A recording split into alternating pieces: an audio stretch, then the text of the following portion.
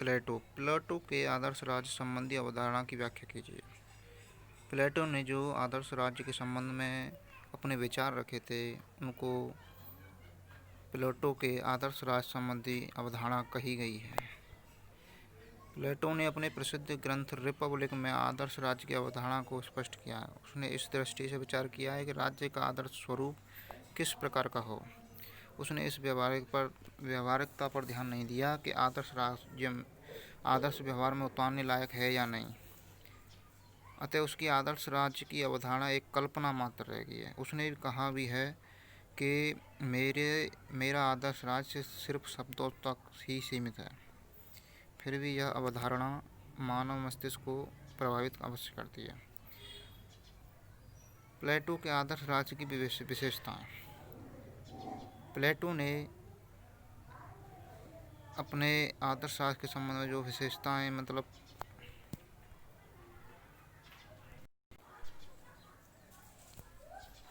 प्लेटो के आदर्श राज्य की विशेषताएं। प्लेटो के आदर्श राज्य की प्रमुख विशेषताएं इस प्रकार हैं। दार्शनिक शासक। प्लेटो के आदर्श राज्य में दार्शनिक शासन की कल्पना की गई। प्लेटो मानवीय जीवन के 3 तत्व मानता है। राज्य के हितों के साथ अपने हितों का पूर्ण तादात्म्य स्थापित करना तथा समुदाय के हितों की पूर्ति करना अपना सर्वप्रमुख कर्तव्य समझना। दूसरा, मनुष्य का सतत रूप से सत्य का अन्वेषण होना तथा दार्शनिकों के असीमित या निरंकुश शासन को स्वीकार करना। वह यह भी मानता है कि दार्शनिक राज्य लिखित कानूनों और जनमत के दबाव से मुक्त रहकर कार्य करता है। अर्थात प्लेटो द्वारा यहाँ लोकतंत्र के संबंध में कोई भी मत नहीं दिया गया। वह अपने मतानुसार एक दार्शनिक का राज्य चाहता है जो धार्मिक प्रवृत्ति या धर्म से जुड़ा हुआ हो। प्लेटो ने अपने आदर्श राज्य में उपयोगी निरंकुशता मतलब कि राजतंत्र का जो निरंकुशता होती है उसको उचित स्थान दिया है। प्लेटो आदर्श राज्य के दार्शनिक शासन को निरंकुश बताता है। वह किसी लिखित कानून या जनमत से ऊपर होता है, परंतु फिर भी वह असीमित रूप से निरंकुश नहीं हो सकता। वह निरंकुश होते हुए भी स्वेच्छाचारी शासक नहीं है। दार्शनिक राज्य संविधान के मूल प्रबंधों को मानने के लिए बाध्य होते हैं, क्योंकि आदर्श राज्य की स्थापना उसका लक्ष्य होता है। आदर्श राज्य में न्याय की स्थिति। प्लेटो के आदर्श राज्य में न्याय की कैसी स्थिति होनी चाहिए, उसका विवरण इस प्रकार है। प्लेटो का आदर्श राज्य न्याय पर आधारित है और न्याय ही राज्य की एकता को बनाए रखता है। प्लेटो का कथन है कि राज्य समाज की आवश्यकता के अनुसार कुछ कर्तव्य सुझाता है। इन कर्तव्यों का ईमानदारी के साथ पालन करना ही न्याय है। प्लेटो के आदर्श राज्य में प्रत्येक व्यक्ति अपने निश्चित कर्तव्यों का पालन करता है। प्लेटो कहता है, justice lies in doing once duty and not being a busy man. दार्शनिक वर्ग का कर्तव्य शासन करना, सैनिक वर्ग का कर्तव्य है देश की रक्षा के लिए, और सैनिक वर्ग और उत्पादक वर्ग ये तीनों वर्ग अपना अपना महत्व रखते हैं और इनके कर्तव्य इस प्रकार। दार्शनिक वर्ग का कार्य राजनीति संबंध रखता है, अर्थात उसने दार्शनिक को सब प्रकार से राजनीति से जोड़ दिया। उसने शासन की बागडोर दार्शनिकों के हाथ में रखना चाहिए। सैनिक वर्ग का राज्य की रक्षा करना है। उत्पादक वर्ग का कार्य उत्पादन करना है, जिसे वह श्रमिक, कृषक आदि उपक्रमों में बांटकर देखता है। प्लेटो ने पहले 2 वर्गों शासक और सैनिक को उच्च वर्ग या अभिभावक वर्ग का नाम दिया। विशेषीकृत कार्य का सिद्धांत। प्लेटो के आदर्श राज्य में विशेषीकृत का कार्य का सिद्धांत थ्योरी ऑफ फंक्शनल स्पेशलाइजेशन लागू होता है। प्रत्येक व्यक्ति उसी कार्य को किया करता है जिन्हें करने के लिए वह सर्वाधिक योग्य होता है। इसमें हर एक को हर कार्य नहीं सौंपा जाता।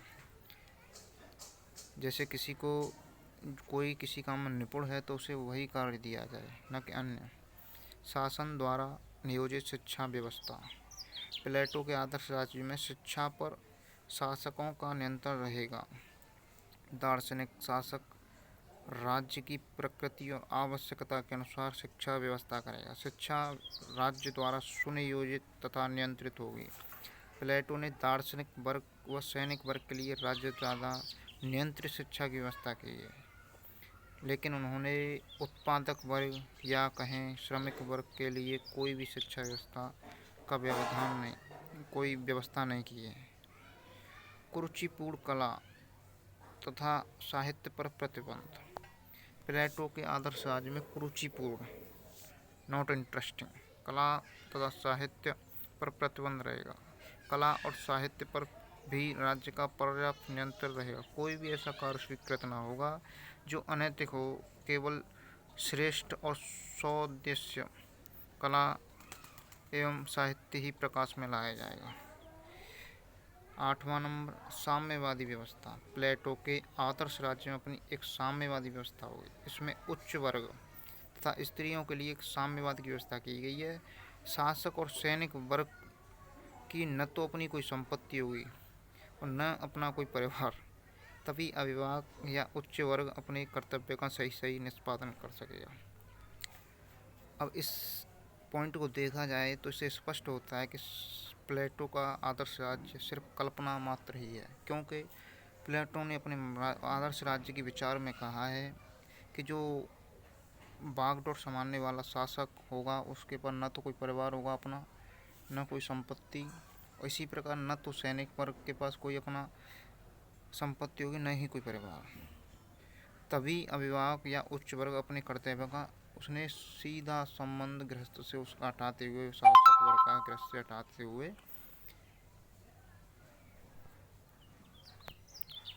आदर्श राज्य के बारे में इस प्रकार उसके मत हैं। और नंबर 9 पर है नर नारियों का समान अधिकार। प्लेटो के आदर्श राज्य में नर नारियों को जीवन के सभी क्षेत्रों में समान अधिकार प्राप्त होंगे। नारियां घर की चार दीवारी के बाहर निकलकर जीवन के प्रत्येक क्षेत्र में पुरुषों के समान भाग लेंगी। 10 सर्वाधिकारवादी राज्य। प्लेटो से आदर्श राज्य की प्रकृति सर्वाधिकारवादी है। यह व्यक्ति के सभी क्षेत्रों में संबंधित है तथा व्यक्ति को समाज या राज्य के लिए हर बलिदान के लिए तत्पर रखता है। तभी तो पेपर का कथन है कि उचित नेतृत्व, उचित सुरक्षा, उचित पोषण आदर्श राज्य के अपरिहार्य तत्व हैं।